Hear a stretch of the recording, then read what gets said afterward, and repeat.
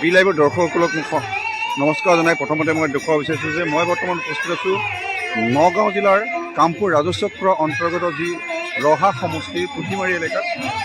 প্ৰতি বছৰৰ 1 তাৰিখে এই এলেকাত ঘোঁৰা মেলা অনুষ্ঠিত হয়। কথিত আছে যে এই মেলাত ঘোঁৰা দাম দিলে মানুহৰ মনোকামনা পূৰ হয়। ইতিমধ্যে দেখা পোৱা গৈছে যে এক বৃহৎ মেলা আৰু এয়া দেখুৱাইছে দৃশ্য। ইতিমধ্যে ঘোঁৰা মেলা চলি থকা দেখা পোৱা গৈছে।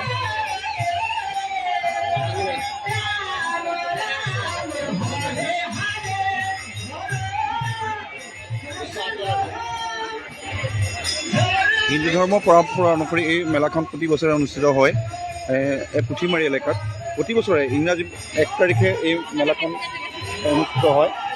ইতিমধ্যে ইয়াত নাম কীৰ্তন চলি থকা দেখা পোৱা গৈছে। বহু সংখ্যক লোকৰ সমাগম হোৱা দেখা পোৱা গৈছে। এই ঘোঁৰা মেলাত ঘোঁৰা দাম দিলে কিন্তু ইয়াত মনোকামনা পূৰ হয়, এনে জনশ্ৰুতি আছে।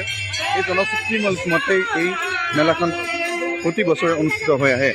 এয়া নগাঁও জিলাৰ কামপুৰ ৰাজচক্ৰ অন্তৰ্গত যি ৰহা সমষ্টিৰ পুথিমাৰী এলেকাত দেখিবলৈ পোৱা গৈছে যে এখন ঘোঁৰা মেলা অনুষ্ঠিত হয়। এয়া ঘোঁৰা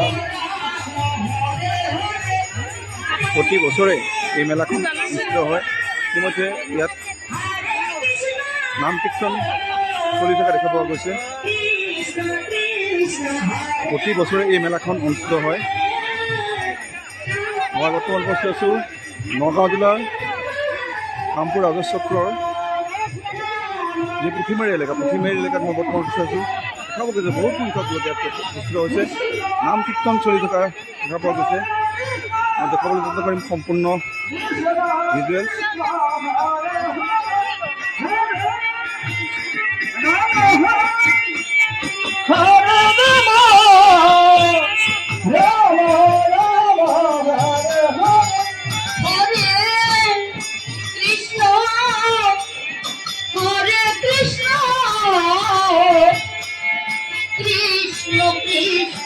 প্ৰতি বছৰে এই মেলাখন অনুষ্ঠিত হয়।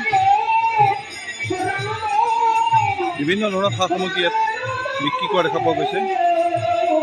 ঘোঁৰা মেলা প্ৰতি ইংৰাজী মাহৰ 1 তাৰিখে এই মেলাখন অনুষ্ঠিত হয়। নগাঁও জিলাৰ কামপুৰ ৰাজচক্ৰ অন্তৰ্গত যি পুথিমাৰী এলেকাত অনুষ্ঠিত হয় এই মেলাখন। বৰপানী নদী পাৰত এক নাটকীয় পৰিৱেশৰ মাজত এই মেলাখন অনুষ্ঠিত হয় প্ৰতি বছৰে। দেখুৱাব যত্ন কৰিছোঁ। এয়া হৈছে বৰপানী নদী পাৰত কাষৰে যি বৰপানী নদী বৈ গৈছে দেখাইছোঁ। এই বৰপানী নদী কাষৰে পুথিমাৰী এলেকাত প্ৰতি বছৰে ইংৰাজী মাহৰ 1 তাৰিখে এই মেলাখন অনুষ্ঠিত হয়। দেখা পোৱা গৈছে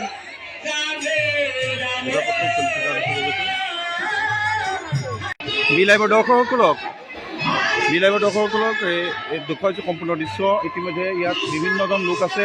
মই মন্তব্য ল'বলৈ চেষ্টা কৰিম। কমিলাৰ এগৰাকী উদীয়মান যুৱক তথা এই পঞ্চায়তৰ কাউন্সিলৰ অকণমান খাৰা হ'লে ভাল হ'ব। কি আচলতে এই মেলাখন প্ৰতি বছৰৰ প্ৰথমটো দিনতে পতা হয়। আচলতে ইয়াৰ উদ্দেশ্যটো কি আছে? 31 ডিচেম্বৰৰ দিনাখন আৰম্ভ হয়। দুদিনীয়া কাৰ্যসূচীৰে এই মেলাখন অনুষ্ঠিত কৰা হয়।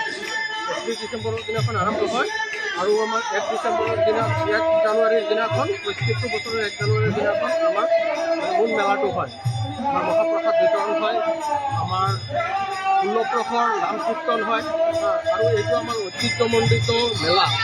এই মেলাটোত আপুনি চাব গ'লে 70% মানুহ বাহিৰৰ জেগাৰ পৰা আহে। আমাৰ এই যিটো মেলাৰ যিটো ঐতিহ্য সেইটো প্ৰায় ইয়াত এই জেগাটোত প্ৰায় 60 বছৰ ধৰি এই মেলাখন অনুষ্ঠিত হৈ আছে আৰু এই মেলাটো এই গাঁৱৰ ৰাইজে খুব সুন্দৰকৈ নিয়াৰিকৈ পাতে। আমি ইয়াৰ পৰা এটা কথা আপোনালোকৰ মাধ্যমেদি আমি চৰকাৰক এটা কথা অনুৰোধ কৰিব বিচাৰোঁ যে আমাৰ এই যিটো মেলাত আমাৰ যিটো ৰাস্তা, এই ৰাস্তাখনৰ অৱস্থা বেয়া আৰু যিটো মেলাৰ যিটো আন্তঃগাঁথনি জেগাটো, এই আন্তঃগাঁথনি উন্নয়নৰ কাৰণে যদি চৰকাৰে মানে এই মানুহখিনিয়ে অলপ দৃষ্টি দিয়ে তেতিয়াহ'লে আমাৰ এই অঞ্চলৰ ৰাইজৰ লগতে এই আমাৰ ঐতিহ্যমণ্ডিত যিটো মানে মেলা, এই মেলাখিনি বহুত উন্নত হ'ব আৰু আমাৰ যি মানে এই মেলাটোৰ লগত যি ৰাইজ জড়িত হৈ আছে তেখেতলোকো বহুত মানে উপকৃত হ'ব। হ'ব, ধন্যবাদ। আন এগৰাকী ব্যক্তি আছে, কি ক'ব আচলতে আপোনালোকৰ মেলাখনৰ সম্পৰ্কত?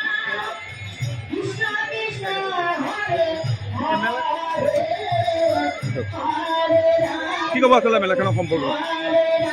আমাৰ এই মেলাখন আজিৰ পৰা 1964ৰ পৰা আজিলৈকে চলি আছে আৰু এই অঞ্চলৰ মানুহখিনি অকণমান এই ৰাস্তাৰ কাৰণেহে মানুহ যোগাযোগ কৰিব পৰা নাই। যদি ৰাস্তাৰ যোগাযোগৰ ক্ষেত্ৰত আৰু দূৰ দূৰণিৰ পৰা মানুহ ইয়াত উপস্থিত থাকিলে হয়। গতিকে চৰকাৰলৈ আহ্বান জনাইছোঁ আমি, যাতে আমাৰ এই অঞ্চলৰ ৰাইজৰ সুবিধাৰ কাৰণে আমাৰ এই ৰাস্তা পদূলিবিলাক সুবিধা কৰি দিয়ে, এইটোৱে আমাৰ ৰাইজৰ পৰা অনুৰোধ জনাইছোঁ। এই মেলাখনৰ ইতিহাস কি আচলতে? ইয়াৰ ঐতিহ্যটো কি আছে আচলতে? ঐতিহ্য মানে এইটো আমি মানুহৰ যিটো বিশ্বাস এটা আছে, জনবিশ্বাস এটা আছে যে এই মেলাখনত কিবা এটা হেৰি কৰিলে,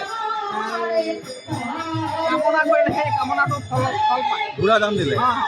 ঘোঁৰা দাম দি মানে এতিয়া কামনা কৰে, যিটো কামনা কৰে সেইটোৱে। ইয়াত ক'ৰ পৰা মানুহ আহে বাৰু?